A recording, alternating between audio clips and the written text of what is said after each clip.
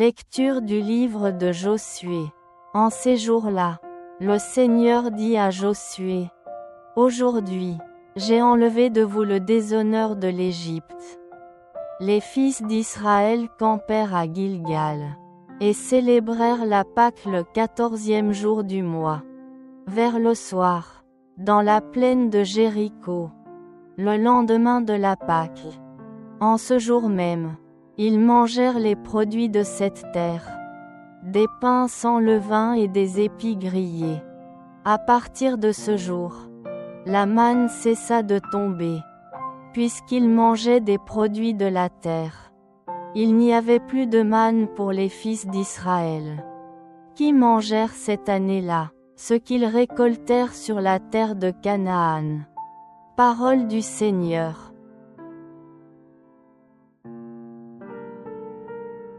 Goûtez et voyez, comme est bon le Seigneur. Je bénirai le Seigneur en tout temps. Sa louange sans cesse à mes lèvres. Je me glorifierai dans le Seigneur. Que les pauvres m'entendent et soient en fête. Magnifiez avec moi le Seigneur. Exaltons tous ensemble son nom. Je cherche le Seigneur. Il me répond. De toutes mes frayeurs, il me délivre. Qui regarde vers lui resplendira, sans ombre ni trouble au visage. Un pauvre crie, le Seigneur entend, il le sauve de toutes ses angoisses.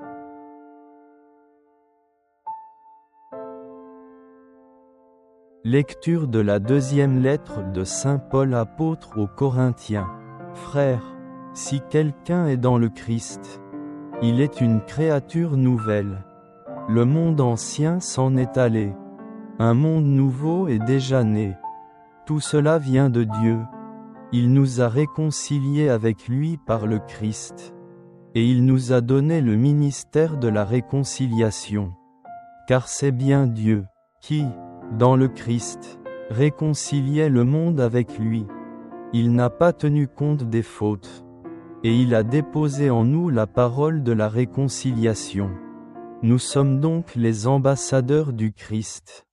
Et par nous c'est Dieu lui-même qui lance un appel. Nous le demandons au nom du Christ. Laissez-vous réconcilier avec Dieu, celui qui n'a pas connu le péché. Dieu l'a pour nous identifier au péché, afin qu'en lui nous devenions justes, de la justice même de Dieu. Parole du Seigneur.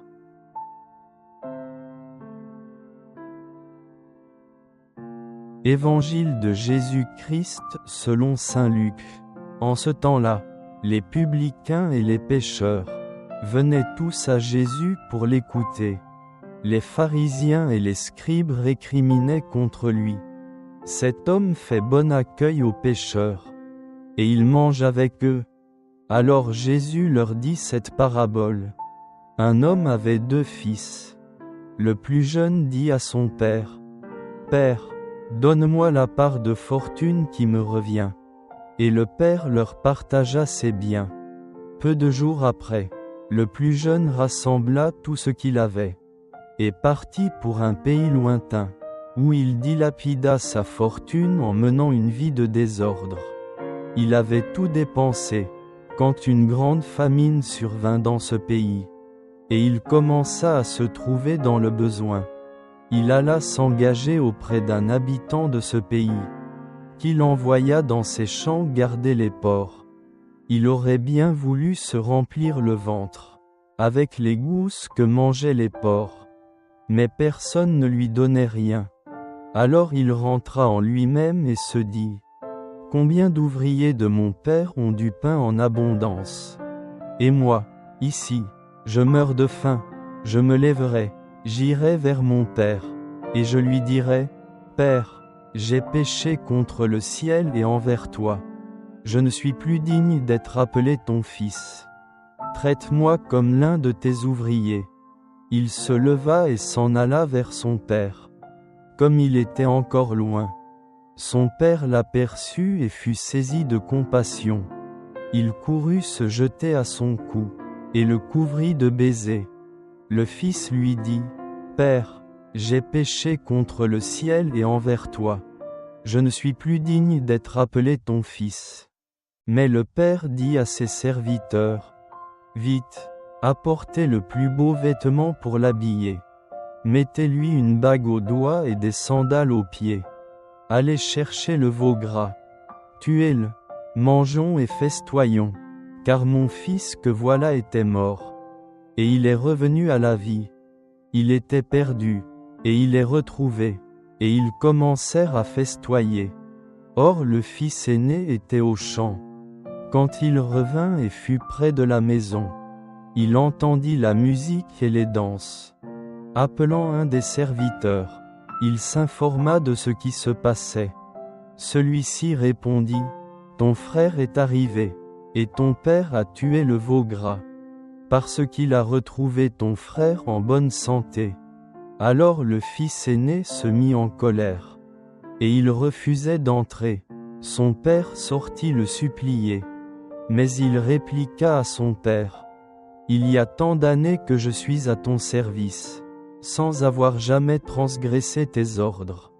Et jamais tu ne m'as donné un chevreau, pour festoyer avec mes amis. Mais, quand ton fils que voilà est revenu, après avoir dévoré ton bien avec des prostituées, tu as fait tuer pour lui le veau gras. » Le père répondit, « Toi, mon enfant, tu es toujours avec moi, et tout ce qui est à moi est à toi. » Il fallait festoyer et se réjouir, car ton frère que voilà était mort, et il est revenu à la vie. Il était perdu, et il est retrouvé. Acclamons la parole de Dieu.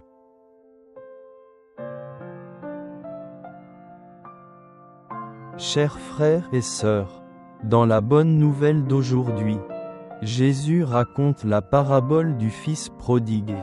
C'est l'une des paraboles les plus touchantes sur l'amour et la miséricorde infinie de Dieu pour chacun de nous. L'histoire raconte l'histoire d'un plus jeune fils qui a demandé à son père de partager son héritage. Puis a quitté sa famille, a vécu dans le gaspillage et est tombé dans la pauvreté. Lorsqu'il réalise son erreur, il décide de revenir, dans l'espoir d'être accepté par son père comme employé. Mais contrairement à ce qu'il pensait, son père non seulement l'a accueilli mais a également organisé une fête pour célébrer parce qu'il était mort mais à nouveau vivant. Perdu mais maintenant retrouvé. Pendant ce temps, le frère aîné était en colère et ne voulait pas partager sa joie avec son père car il se sentait injuste. À travers cette parabole, Jésus veut nous rappeler de précieuses leçons. Premièrement, la miséricorde illimitée de Dieu. Dans la parabole, le Père n'est pas seulement un Père ordinaire, mais une image de Dieu, qui veille toujours sur nous avec un amour inconditionnel. Lorsque le deuxième fils prodigue est revenu, le Père ne l'a pas grondé ni ressenti aucun ressentiment, mais s'est précipité pour le serrer dans ses bras, l'embrasser et organiser une fête pour célébrer. C'est l'image d'un Dieu toujours prêt à pardonner, attendant toujours que nous revenions à lui. Lundi, la repentance et la conversion sont le chemin du retour à Dieu. Le plus jeune fils de la parabole représente chacun de nous. Ceux qui se sont égarés, ont quitté Dieu, mais peu importe jusqu'où nous allons ou combien nous tombons, Dieu nous aime toujours et attend notre retour. Mardi, l'amour de Dieu dépasse la justice humaine. Le Fils aîné symbolise ceux qui se considèrent justes. Ceux qui ne comprennent pas la miséricorde de Dieu. Il reprochait au Père d'être trop miséricordieux envers son frère prodigue. Mais il ne réalisait pas que Dieu aime tout le monde, qu'il soit bon ou mauvais. La parabole du Père miséricordieux nous donne un message d'espérance. Dieu est riche en miséricorde, toujours prêt à pardonner à celui qui se repent. Non seulement il pardonne, Mais il nous accepte aussi avec un amour inconditionnel. Comme un père accueille son fils prodigue. Application à la vie. Faites confiance à la miséricorde de Dieu, ne désespérez jamais. Quelle que soit l'ampleur des erreurs que vous avez commises. Croyez que Dieu aime toujours et attend votre retour. Apprenez à pardonner. Pardonnez à ceux qui vous ont blessé. Comme Dieu vous a pardonné. Abandonnez le ressentiment et l'amertume et remplacez-les par l'amour et la compréhension. Partagez la miséricorde. Partagez la miséricorde de Dieu avec ceux qui vous entourent. En particulier ceux qui sont en difficulté et qui souffrent. Chers frères et sœurs, la parabole du Père miséricordieux nous invite à faire confiance à la miséricorde infinie de Dieu. À apprendre à nous pardonner et à nous aimer les uns les autres. Et à partager cette miséricorde avec le monde. Que Jésus-Christ, qui est l'incarnation de la miséricorde, soit toujours avec nous. Amen. Au cœur d'une ville animée, parmi les gratte-ciels imposants et le bruit constant de la vie urbaine, vit un homme nommé Peter, 55 ans, autrefois un pieux disciple de Dieu. Pierre s'est éloigné de sa foi, se laissant entraîner par la poursuite du succès matériel et l'attrait des plaisirs mondains. Sa vie était remplie de plaisirs éphémères et superficiels, le laissant vide et insatisfait. Un jour, alors qu'il se promenait dans le parc, Peter aperçut par hasard une petite chapelle abandonnée. La curiosité éveillée, il entra, attiré par le sentiment de paix qui émanait de cet espace calme. Alors qu'il était assis sur le banc, son regard croisa un vitrail représentant la crucifixion de Jésus. Une vague d'émotion l'envahit et il réalisa qu'il avait perdu le lien avec le Dieu qu'il aimait autrefois. Éprouvant de profonds remords, Pierre s'agenouilla devant l'autel et déversa son cœur dans la prière. Il a confessé ses péchés, ses doutes et son désir d'une connexion plus profonde avec Dieu. Pendant qu'il priait, il sentit une chaleur se répandre dans son âme. Un sentiment de pardon et d'acceptation. À partir de ce jour, Pierre a commencé un voyage de redécouverte. Renouant avec sa foi et redécouvrant la joie de vivre une vie centrée sur Dieu. Il a commencé à aller régulièrement à l'église, trouvant réconfort et conseil dans les enseignements de Jésus. Il s'est également consacré à des activités de service, aidant les moins fortunés et diffusant le message d'amour et de compassion. À mesure que la foi de Pierre devenait plus forte, il se sentait transformé. Il n'était plus motivé par la recherche de richesses matérielles ou de plaisirs éphémères, mais par le désir de vivre une vie pleine de sens et de sens. Il a trouvé la joie de servir les autres, de répandre la gentillesse et la compassion et de partager sa foi avec ceux qui l'entouraient. L'histoire de Pierre témoigne du pouvoir de rédemption et du pouvoir transformateur de la foi. C'est un rappel que peu importe à quel point nous nous éloignons de Dieu, il y a toujours un chemin pour revenir à lui. Et lorsque nous choisirons de retourner vers lui, nous serons accueillis avec amour et pardon, et nos vies seront changées à jamais.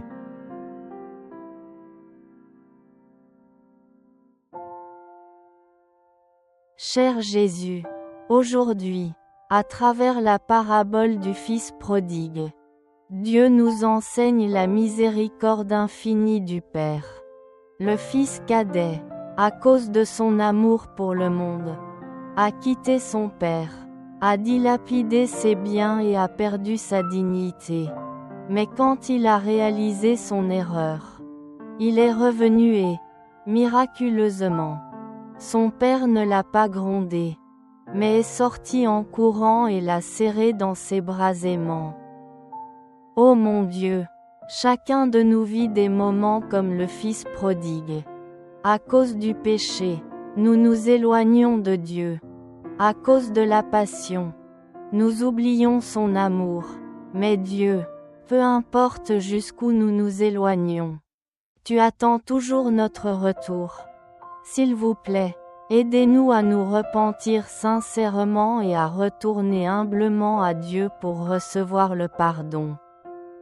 Ô mon Dieu, dans cette histoire, le Fils aîné est aussi une image de nous-mêmes, vivant parfois dans la maison du Père mais ne comprenant pas le cœur du Père. Vivant dans la religion mais manquant d'amour et de miséricorde. S'il vous plaît, aide-nous à ne pas être jaloux ou fermés envers nos frères et sœurs, mais à savoir nous réjouir lorsque nous voyons les autres se convertir et recevoir une vie nouvelle. Ô mon Dieu, Dieu ne se lasse jamais d'attendre notre retour. Puissions-nous aussi savoir ouvrir notre cœur pour accepter et pardonner à ceux qui nous ont fait du tort. S'il vous plaît, aidez-nous à apprendre de Dieu l'amour inconditionnel, afin que chaque jour que nous vivons dans ce monde, nous sachions comment aimer et construire la paix. Nous le demandons au nom de notre Seigneur Jésus-Christ. Amen.